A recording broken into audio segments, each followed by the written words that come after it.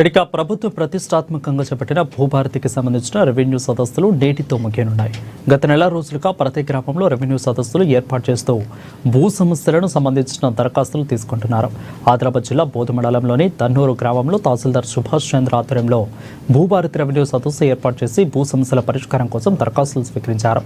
గత ప్రభుత్వం తరలి పేరుతో రైతులను తాకా చేసిందని, ఎక్కడ సమస్యలు అక్కడే ఉన్నాయని, చాలా మంది రైతులు భూ సమస్యల పరిష్కారం కాకపోవడంతో ఆత్మహత్యలు చేసుకున్న సంఘటనలు అనేకంగా ఉన్నాయని నాయకులని అన్నారు.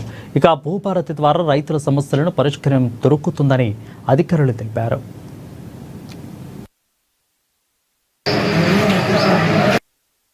పది సంవత్సరాల కాలంలో బీఆర్ఎస్ ప్రభుత్వం అనేది ధరణి అనే పథకం తెచ్చి ప్రతి పేద రైతుల్ని కానీ దగా చేసి ప్రతి కుటుంబంలో విషాద ఛాయలు నింపింది.